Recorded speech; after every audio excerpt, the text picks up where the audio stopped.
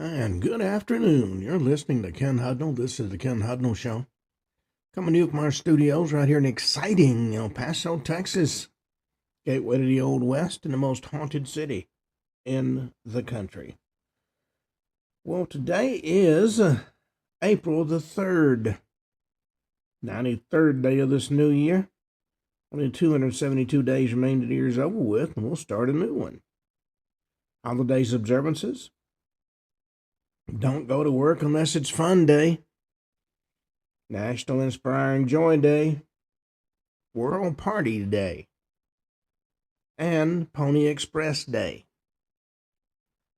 Well, let's see what stories we've got in the news today. Always something going on. Well, even though they are not among the newest, B-52 bombers have been used in Iran. And they bring something new to the fight. Now, the U.S. is now flying B-52 bombers over Iran, an operational shift that signals American forces have achieved air superiority inside parts of that country after weeks of strikes that degraded Tehran's defenses. Chairman of the Joint Chiefs of Staff, General Dan Kane, said in a briefing on Tuesday the mission began given the increase in air superiority as U.S. forces expand operations inside Iranian territory. President Trump said during an address to the public on Thursday night that Iran's air defenses had been annihilated, calling U.S. forces unstoppable. He said, "We're in this military operation for 32 days, and the country's been eviscerated and essentially is really no longer a threat." The bomber, the B-52, first used during the Cold War and flown for nearly 70 years, allows the U.S. to expand the pace and flexibility of its strikes. Like earlier standoff attacks focused on fixed targets, B-52s can remain over the battlefield and hit multiple targets in a single mission, including mobile systems and hardened sights. That's according to Mark Gunzinger, retired Air Force colonel and former B-52 command pilot. The development signals the U.S. has moved beyond the initial phase of degrading Iran's air defenses and is now able to operate more freely inside that country's airspace, allowing for sustained higher volume strikes as the campaign enters a potentially more intense phase. The B-52 can carry up to 70,000 pounds of ordnance more than any other bomber in the U.S. arsenal, and deliver a mix of precision-guided bombs and long-range cruise missiles in a single mission. Well, the U.S. Interim Attorney General Todd Blanche calls speculation surrounding Bondi's firing simply not true. U.S. Acting Attorney General Todd Blanche addressed Pam Bondi's firing by President Trump after reports indicated the president had grown dissatisfied at her performance at the Justice Department. Blanche denied reports that Trump's decision to remove Bondi stemmed from frustration over her handling of the Epstein files. He said, "I've never heard President Trump say that the Attorney General was, or that anything that happened to her had anything to do with the Epstein files." That's what he said on Jesse Waters' Prime Time on Thursday.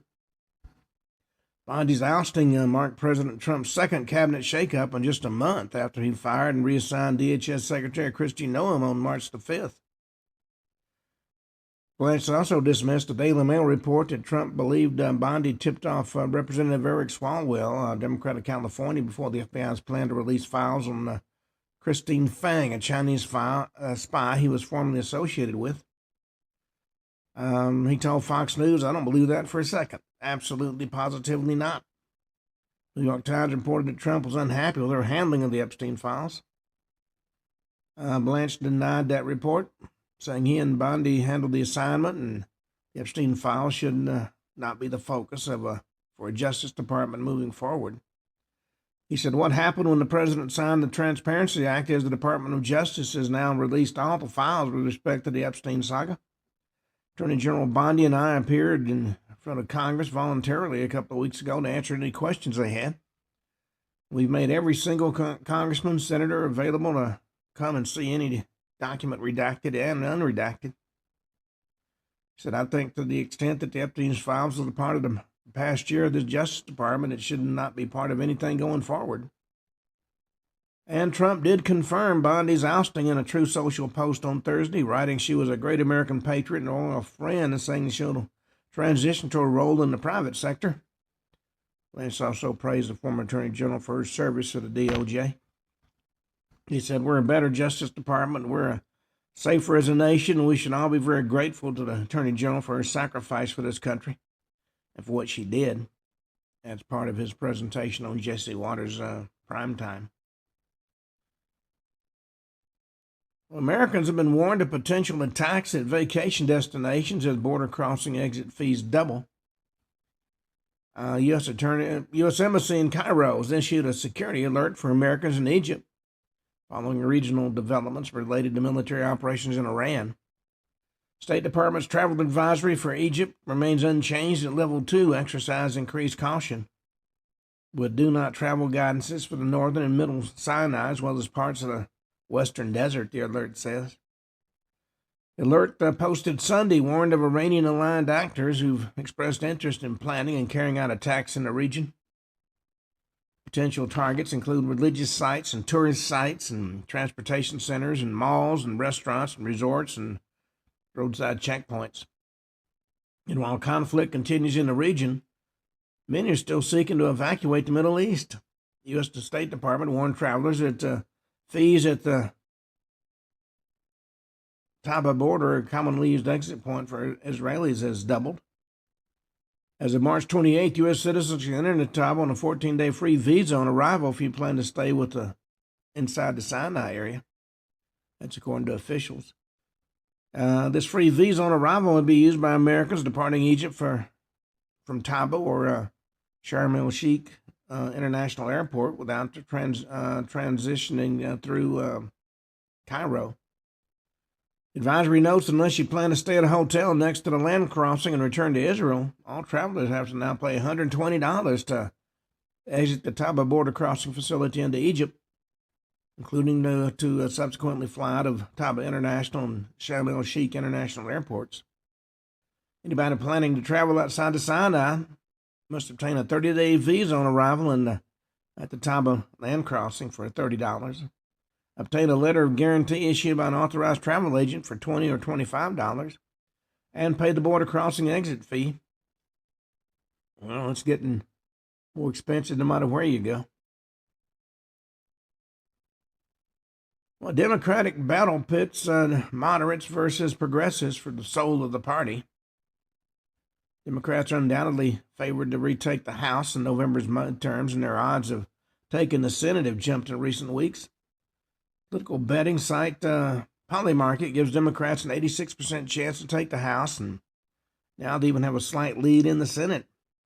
That being said, the prospects for Democrats' short-term success may be overshadowing what could be a defining moment in American politics. Specifically, Democrats' intra-party dispute over which wing of the party is going to control their direction, messaging, ideas, and principles. The seemingly moderate establishment or anti-establishment progressives. Fight will also determine who's going to be the party's standard bearer for the 2028 presidential election. Now, this isn't a new conflict, although the midterms approaching, and not to mention the 2028 campaign beginning to take shape, it has given it renewed importance. The end of April's No Kings rally, initiated by the far-left wing, was embraced by both wings of the party, underscoring the growing influence of the extreme wing of the party over tactics and strategy and messaging. And moreover, reports emerged stating that progressives, Senators Chris Murphy, Democrat of Connecticut, Elizabeth Warren, Democrat of Massachusetts, and Tina Smith, Democrat of Minnesota, met to gauge support for removing Senator Chuck Schumer as Senate Minority Leader. Yes, he's well known for the Schumer shutdown. A lot of folks would like to see him go. Well, Anthony Guthrie's sheriff is get dragged to the hot seat as the Stahl case stirs up past scandals. Pima County Board of Supervisors voted unanimously to drag impounded Sheriff Chris Nanos into a hearing to answer questions, with help from outside legal counsel as scandals mount over allegations of perjury and retaliation against his subordinates.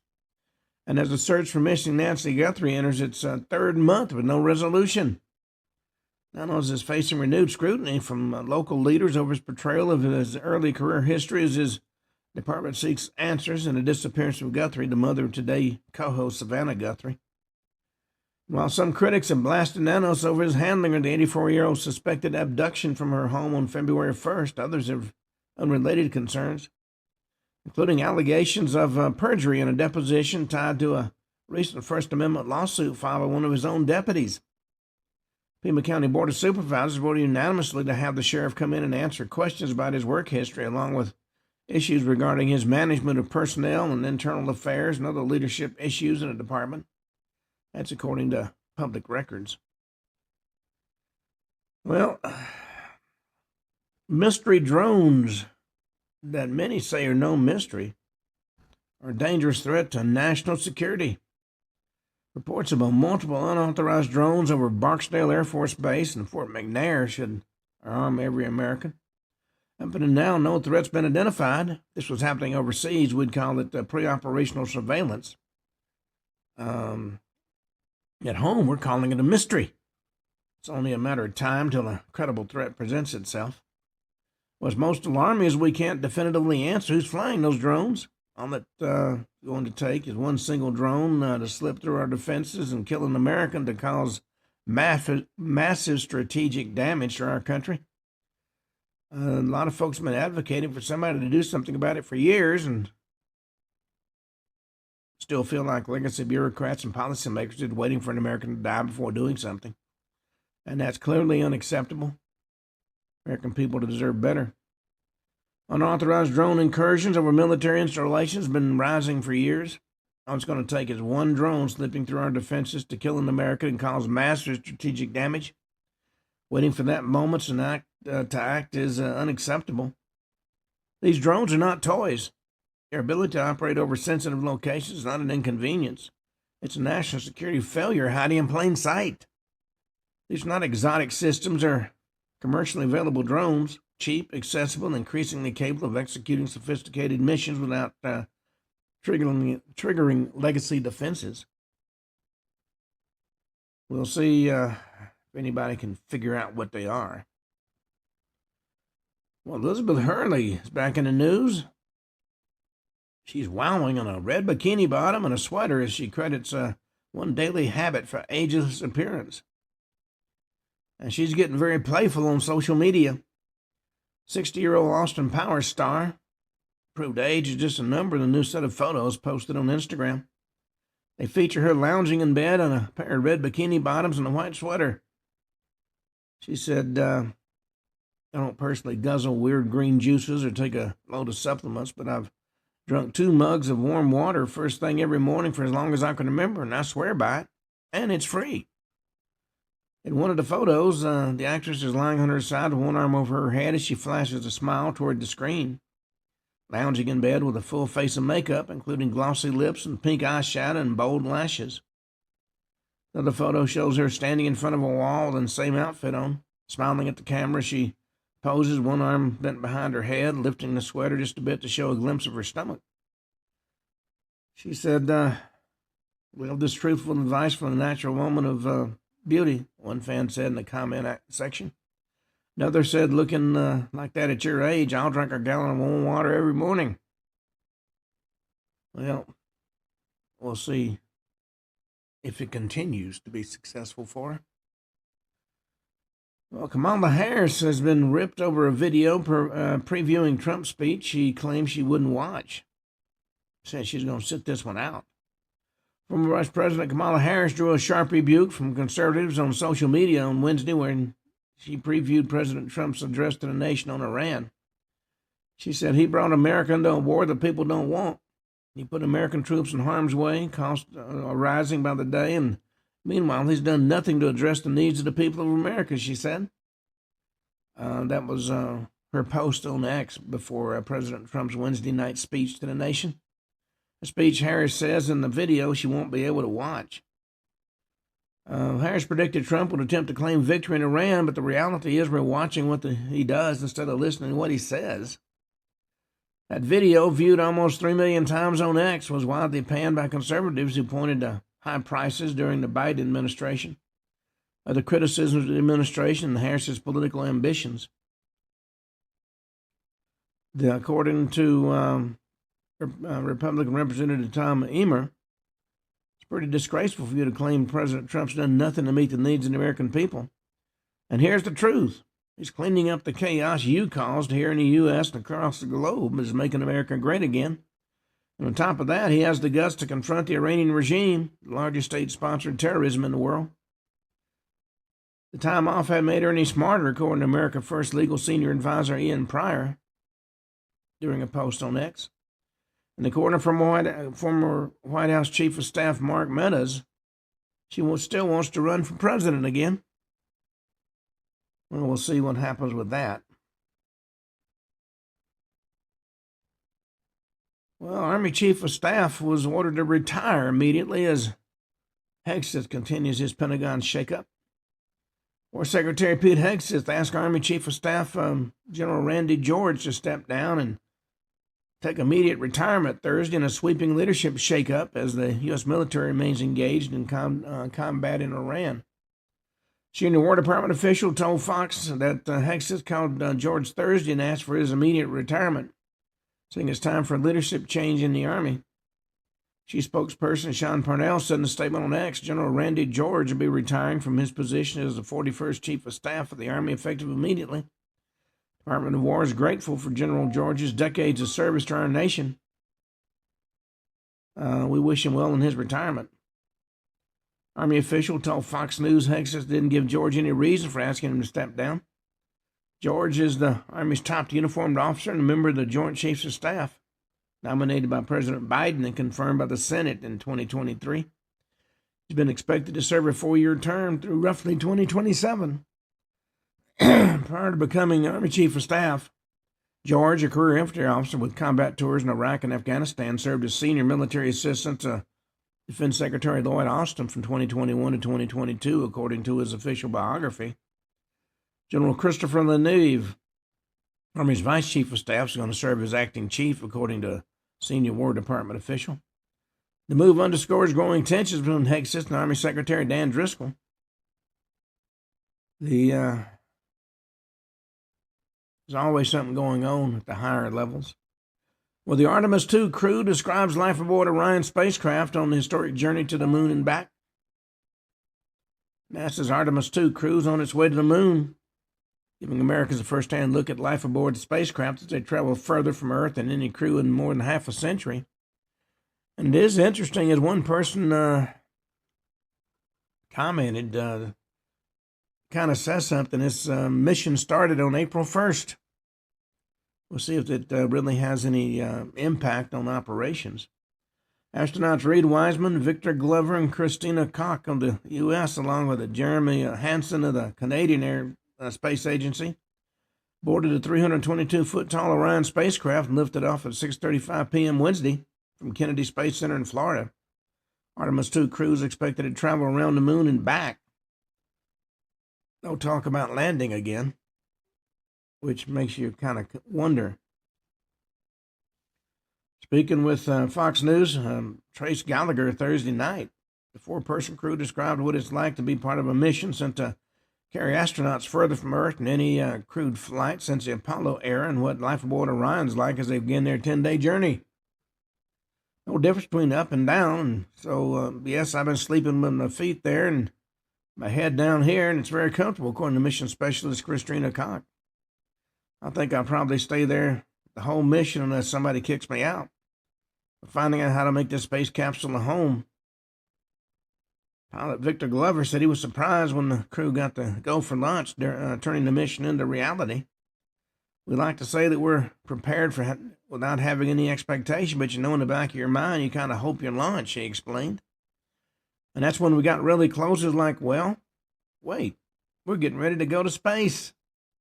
And then those solids lit, is a ride where you're trying to be professional, but the kid inside, he wants to break out and just hoot and holler. Glover accredited NASA Exploration Ground Systems team and Launch Controls team who have been preparing for the mission for months. Well, Melissa Gilbert calls husband Timothy Busfield's child sex abuse case hell in an emotional interview. She didn't mince words as she described the fallout from the child sexual abuse charges husband Timothy Busfield now faces. Gilbert, 61, claimed this has been the most traumatizing experience of their lives and admitted the allegations have upended their future for good. What has this whole episode been like for you? George Stephanopoulos asked Gilbert in a preview of a sit-down interview on Good Morning America. And Gilbert responded with one word: hell. Our lives as we know it are done, she explained. We're grieving what we had, all our plans, all our dreams, all our ideas, all our projects. And for Tim, it's done. He's canceled. Even if he's exonerated, I'll always be that guy. He's the last person in the world that hurt a child. Believe me, if I thought for a second Tim Busfield hurt a child, he'd have a lot more to worry about than prison. Busfield's lawyer, Larry Stein, explained the reasoning behind the sit-down interview in a statement shared with Fox News Digital. We decided it was time to sit down to clarify the facts of the case that seemed to become lost in distraction, selective information, and clickbait. The grand jury indicted Busfield on 4 counts of criminal sexual conduct with a child. He pled not guilty to all charges on February 11th. And District Attorney Sam Bregman emphasized that protecting children remains a top priority for his office in a statement released by the district attorney on social media after the indictment. Well, we'll see what comes of that, if anything. Police chatters frantic and harrowing moments after Tiger Woods' car crash, according to 911 audio.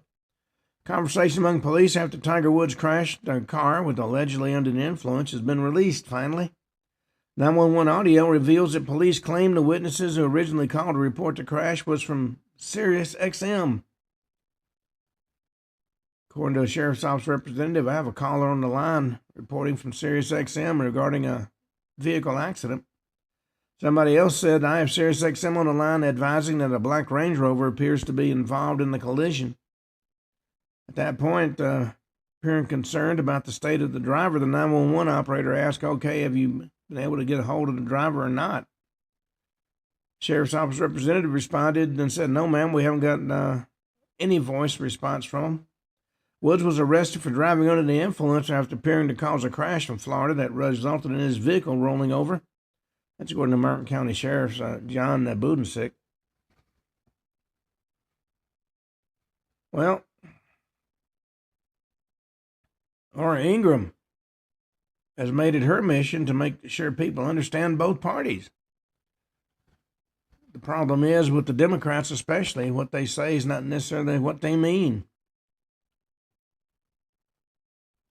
And found that the Trump administration has saved taxpayers $1 billion in fraud crackdown of student aid programs.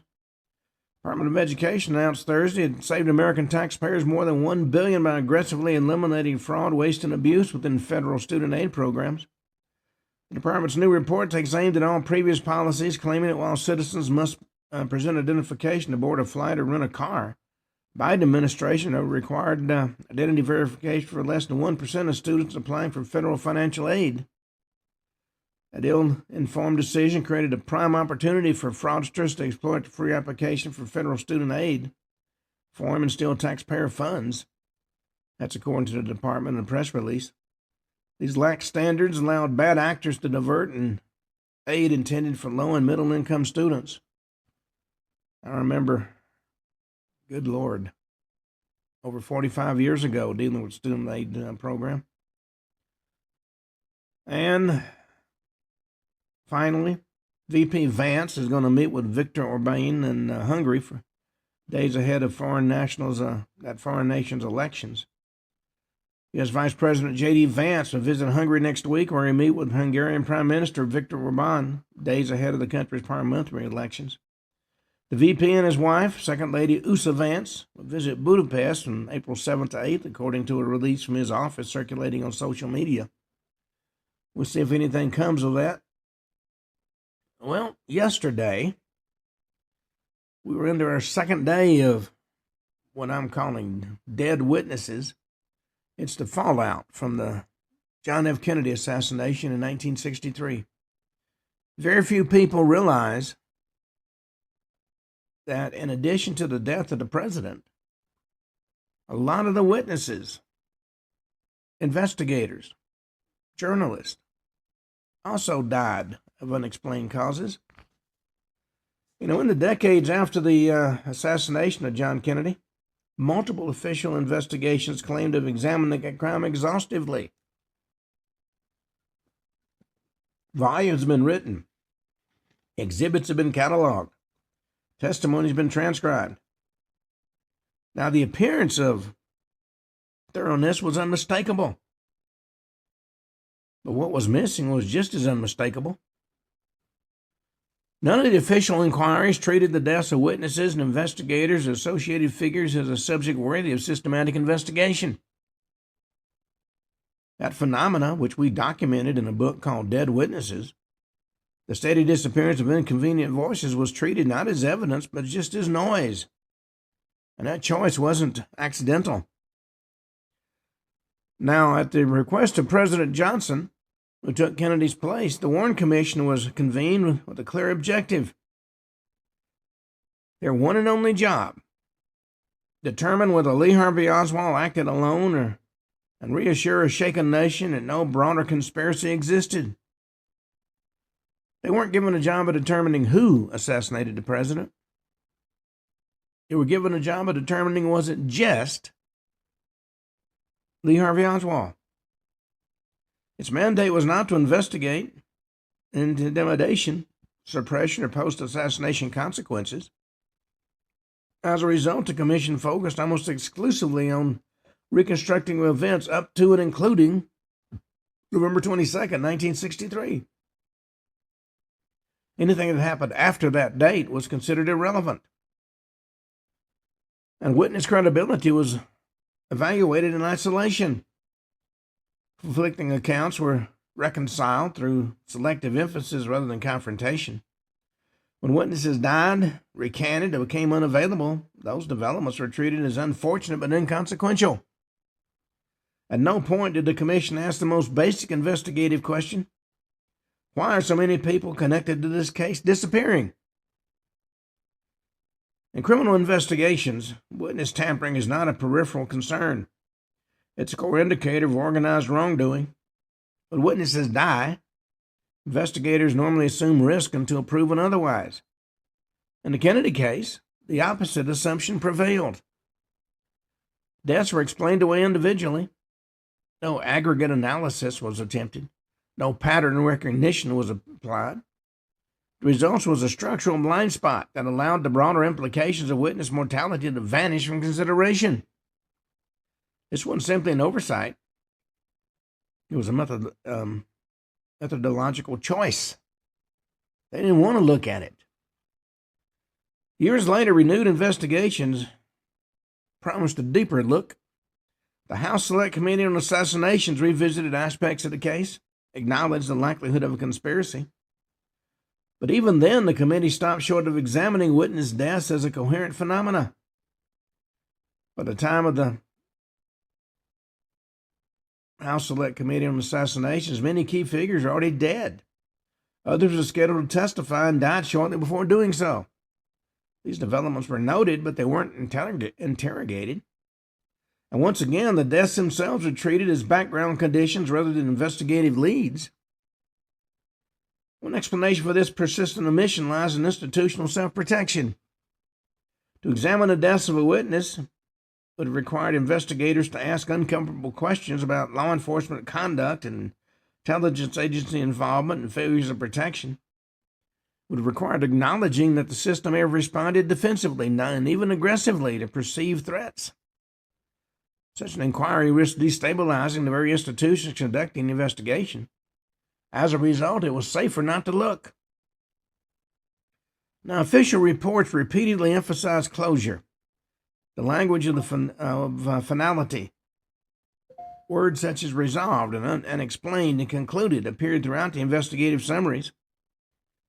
But closure was achieved not by answering all the questions, but by limiting which questions were considered legitimate. Witness deaths fell outside these boundaries.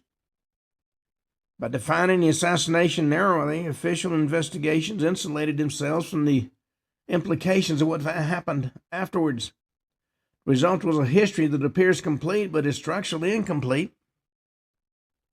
Had witnesses' mortality been treated seriously, investigators would have, 1, tracked deaths across time and category, compared mortality rates to baseline populations, examined intimidation claims and prior threats, identified commonalities in cause and timing, and considered motive for suppression. None of this happened. Instead, the deaths were left to journalists and independent researchers and private citizens to document, often at great personal risk. And the absence of inquiry was itself a form of evidence. When multiple investigations independently fail to address the same glaring anomaly, the omission becomes more significant than any single unanswered question. It suggests that certain lines of inquiry were not merely overlooked, but implicitly forbidden. The official record is not wrong because of what it says, it's incomplete because of what it refuses to say. Now, in this latter part of our book, Dead Witnesses, the mysterious deaths surrounding the assassination of JFK, this book turns to the larger question that remains once all narratives and statistics and omissions are considered. Why do the witnesses matter? And what does their disappearance tell us about power and truth in history? Well, history is not shaped solely by what happens. It's shaped by what is remembered, what is forgotten, and what, most critically, isn't by who is allowed to speak. The assassination of John F. Kennedy has been analyzed through countless lenses: ballistics, trajectories, political motives, Cold War tensions, and intelligence rivalries. Entire libraries exist debating how the president was killed. Far less attention has been paid to what happened after he was killed.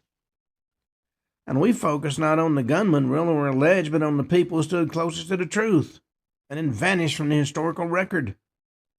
Witnesses matter because they represent the human interface between events and explanation. They're the bridge between reality and narrative. When that bridge collapses, truth doesn't merely recede, it's redirected. In any society, the treatment of witnesses reveals how power functions. In open systems, witnesses are protected, their testimony preserved, and their safety prioritized. In closed systems, witnesses are treated as liabilities, managed, discredited, or even removed. Kennedy assassination occupies an unsettling middle ground. The U.S. didn't openly repress witnesses. There are no mass arrests or public purges. Instead, a quieter mechanism prevailed, one that relied on intimidation, institutional neglect, and the steady erosion of inconvenient voices. Witnesses died, others were marginalized. Still others learned to remain silent. The system didn't need to announce itself, it simply needed to work. When witnesses disappear, the loss is not merely personal, it's civic. Each dead witness represents a question that will never be answered fully. Each silenced investigator represents a line of inquiry that will never be pursued. And over time, those absences accumulate until the historical record no longer reflects reality, but consensus. Consensus is not truth by any means. It's simply agreement. In the Kennedy case, agreement was reached quickly and defended aggressively. The disappearance of witnesses made the defense easier. Fewer voices meant fewer contradictions. Fewer contradictions meant fewer doubts. Silence became stability. And the consequences of this pattern extend far beyond Dallas. The handling of witnesses after the Kennedy assassination established an implicit precedent that certain truths could be contained not through argument, but through attrition. That precedent would echo in later political scandals, covert operations, and national security controversies. Once witnesses are perceived as expendable, accountability becomes optional. The lesson was absorbed, even if it was never articulated. Now, we don't claim to possess the final answer to who killed President Kennedy or why. That question may remain unresolved indefinitely. What we do claim and demonstrate is that the aftermath of the assassination produced outcomes inconsistent with randomness, coincidence, or even benign neglect. The witnesses mattered because they disrupted simplicity. They mattered because they complicated closure. They mattered because they forced questions that institutions were unwilling or unable to answer. And they mattered because their disappearance made those questions easier to ignore. The final responsibility doesn't rest with governments and commissions or archives. It rests with memory. To remember the witnesses is to resist the erasure that followed them. It's to acknowledge that history is not only written by the victors, but edited by those who survive. When witnesses die prematurely and in clusters, forgetting becomes convenient. Remembering becomes an act of resistance. We're going to list a number of the names. And the names that were listed in the appendices of this work were not footnotes. They're the cost of unresolved truth. They represent lives interrupted, stories unfinished, and a warning embedded in history itself. When witnesses disappear, the question is no longer what happened. The question becomes why nobody was allowed to fully explain it. That question remains unanswered, and that perhaps is the most important fact of all.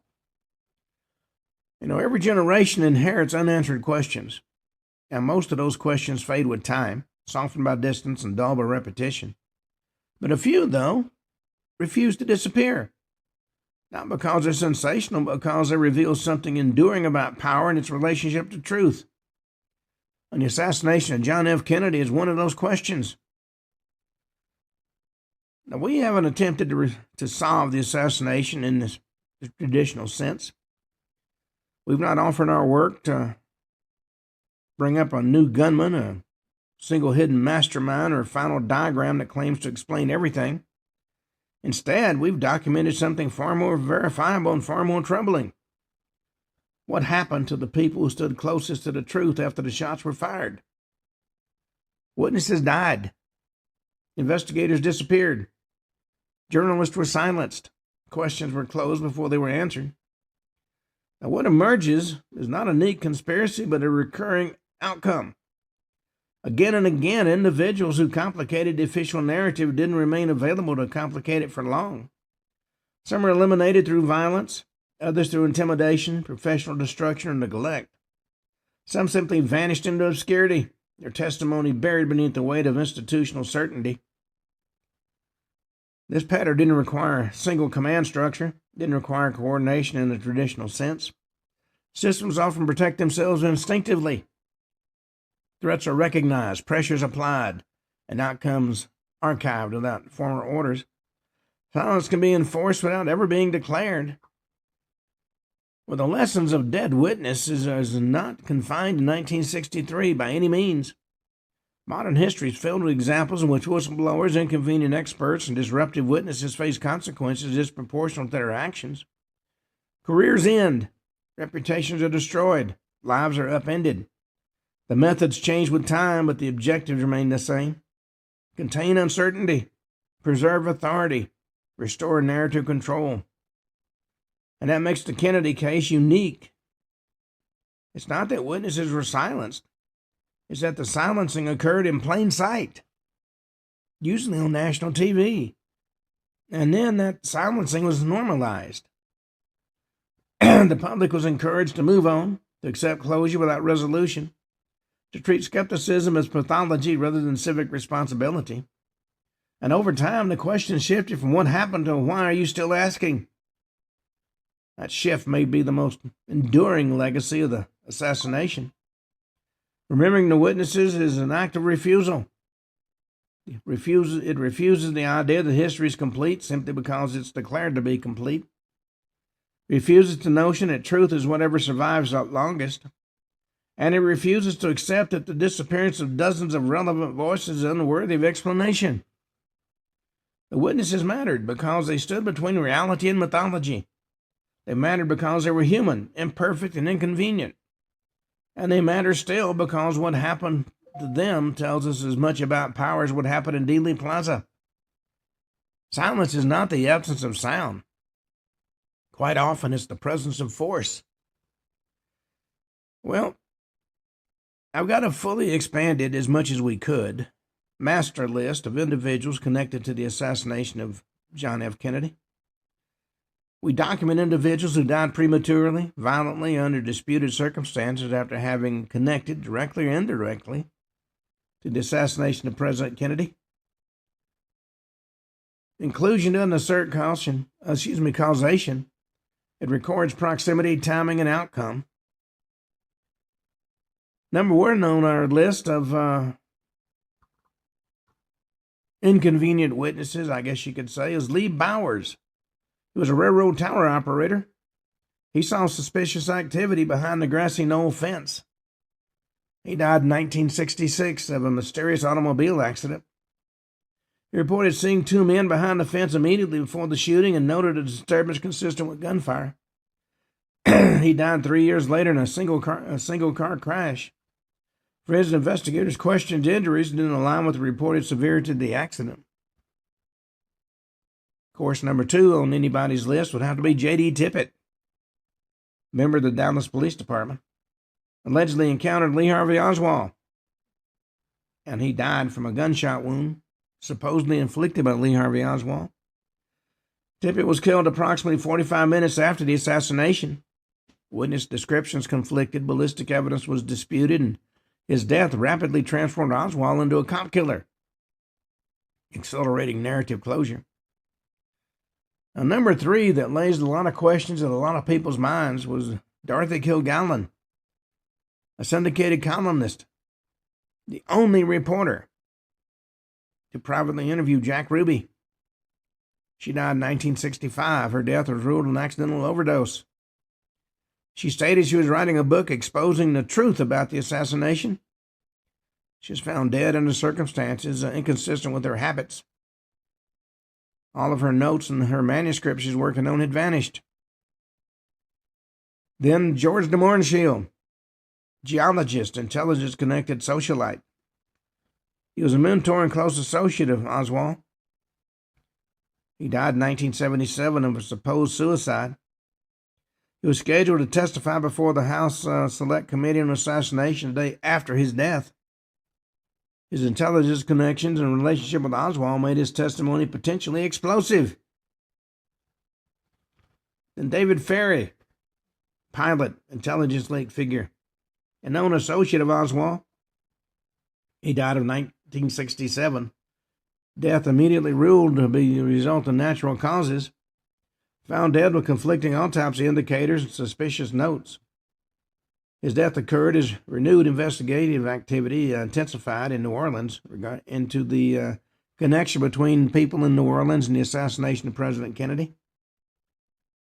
Then there's Rose Shirami, a civilian witness.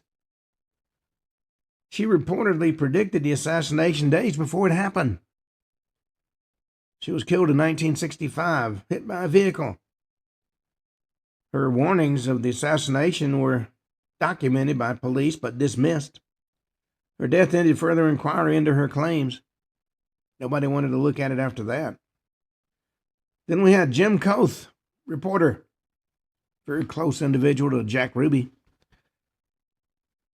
He died in 1969 from stab wounds. He pursued leads involving Ruby and underworld connections.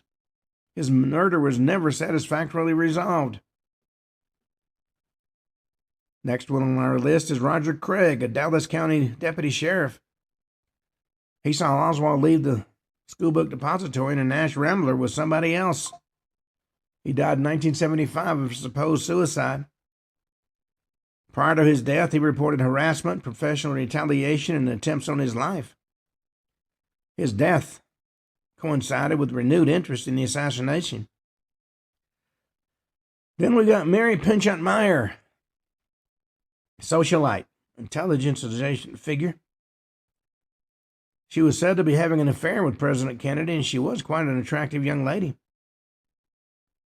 Interestingly enough, she was also the estranged wife of Cord Meyer, a senior member of the CIA. She died in 1964. She was murdered. Her diary reportedly contained sensitive material and vanished after her death. That crime remains unresolved. Witnesses reported several well-known members of the CIA were coming in and out of her apartment after her death. Gary Underhill. He was an intelligence insider, also a private detective in New Orleans. He claimed CIA involvement in the assassination. He died in 1964 of a supposed suicide. Friends disputed the ruling, citing fear and plans he had made to flee the country. Then, of course, Jack Ruby, nightclub owner, he was the man that murdered Lee Harvey Oswald. He died in 1967 of a mysterious rapid onset cancer. He had pleaded to be moved out of Texas, claiming he'd be killed. He died before his appeal. His case was being reopened. He died before his appeal could be heard. Then an associate of Ruby was next, George Senator. He had knowledge of Ruby's movements. He died in 1964 of a sudden unexplained heart attack. Died shortly after the assassination amid Ruby-related scrutiny. Eladio Del Valle, an anti-Castro figure. He's been linked to Ruby in intelligence circles. He was found dead in 1967 of a brutal murder. Found hacked to death, apparently by machetes. His murder was never fully explained. Then the next one on our list, number 14, Howard Brennan, construction worker. He claimed to see a man in a sixth-floor window that was not Lee Harvey Oswald. He died in 1983 of a heart attack. Later recanted portions of his testimony and reported pressure of authorities to change what he said. Then Bonnie Ray Williams, a sixth-floor employee at the Texas School Book Depository. He was near the alleged sniper's nest. He died in 1977 of unexplained causes. His testimony raised acoustic inconsistencies. Arnold Rowland was next. He was a civilian witness. He reported seeing a rifle sticking out of a different window than the one that Oswald supposedly used. He died in 1992.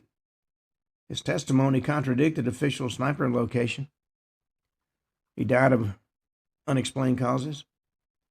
Victoria Adams, a clerical worker. Her stairwell timing contradicted Oswald's escape theory. She died in 2004, unexplained causes. Her testimony was marginalized by investigators since it didn't match the pre-existing ideas of what had happened. It couldn't be true, was the investigators' position. Gordon Arnold, civilian witness. Immediately after the assassination, Arnold, who had been filming the assassination at the time it happened, was confronted by supposed Secret Service officers who confiscated his camera. He died in 2014. He claimed the shots that killed Kennedy came from the grassy knoll, and nobody could shake him from that, so he had to go. Number 19 was Ed Hoffman, a civilian witness. He observed activity behind the fence on the grassy knoll. He was completely ignored by the Warren Commission.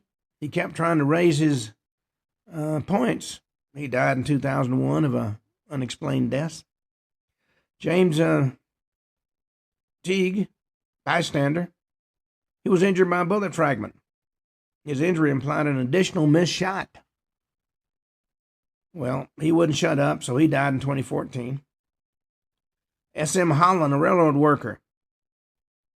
He died in 1994. He saw smoke rising from the grassy knoll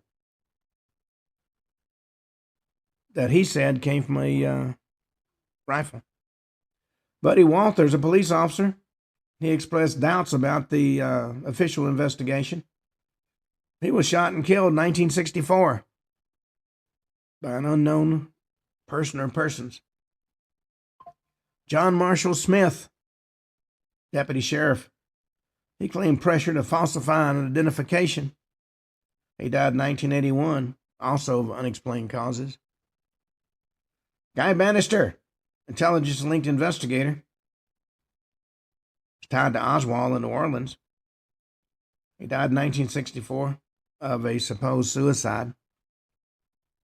Clay Shaw, a defendant in the Garrison case, had alleged intelligence ties. He died in 1974. Jim Garrison, the district attorney in New Orleans, believed that Clay Shaw was involved in the assassination, and he set out to prove it. And the federal government turned backflips to try to make the case go away.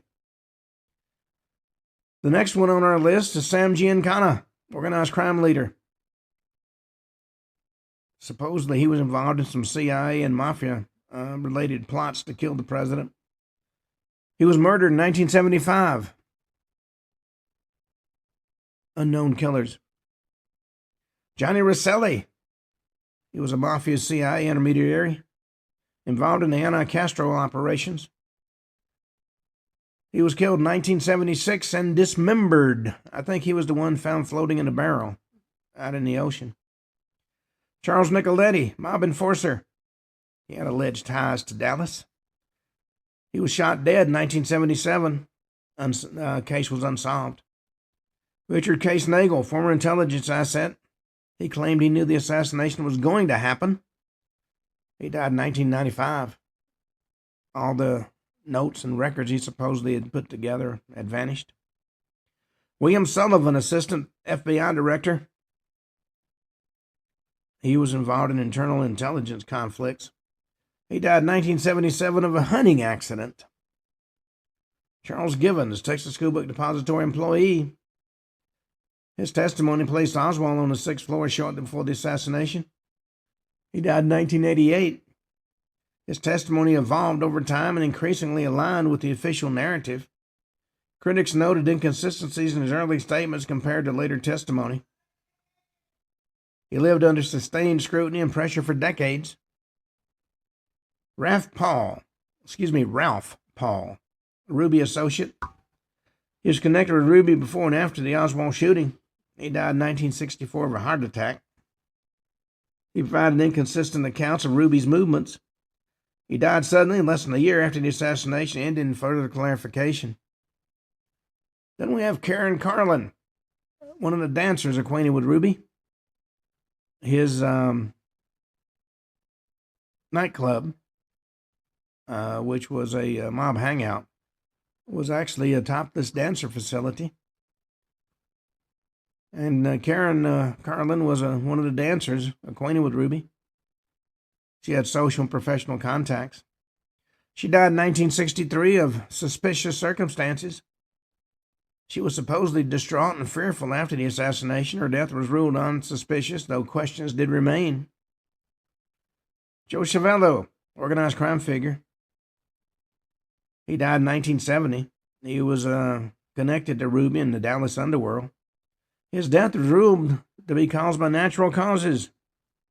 He was named in multiple investigations involving Ruby and organized crime. He died before those allegations could be fully addressed. Maurice Bishop, that was an alleged CIA alias. He was linked to Oswald in New Orleans. His identity was unresolved, as well as his cause of death. Maurice Bishop is believed by some researchers to be a pseudonym used in intelligence operations. His true identity remains classified and disputed, effectively silencing the testimony. Tom Robinson, mortician, handled President Kennedy's body. He died in 1977. He described wounds inconsistent with the official autopsy conclusions. His observations conflicted with later reports and are largely ignored. James Humes, Navy pathologist, led the autopsy at Bethesda. He died in 1990. He admitted destroying original autopsy notes. His actions contributed to enduring questions about evidence handling after the assassination. Pierre Fink, Army pathologist. He was an autopsy participant. He died in 1988. He testified he was under military orders during the autopsy. His statements raised concerns about command influence. Earl Rose, Dallas medical examiner. He wanted to perform a local autopsy. He died in 2012. He objected to removal of the body from Dallas. His authority was overridden and action later criticized by forensic experts. In fact, the Secret Service pulled their guns to take the body of the dead president. Abraham Zapruder, civilian filmmaker. He captured the assassination on film. He died in 1970.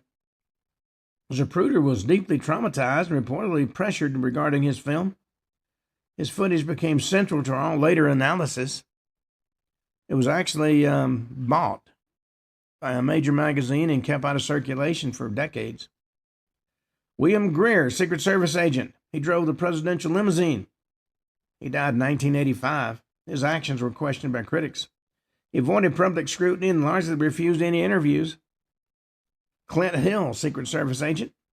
He jumped onto the back of the limousine that had the dead president and Jackie Kennedy in it.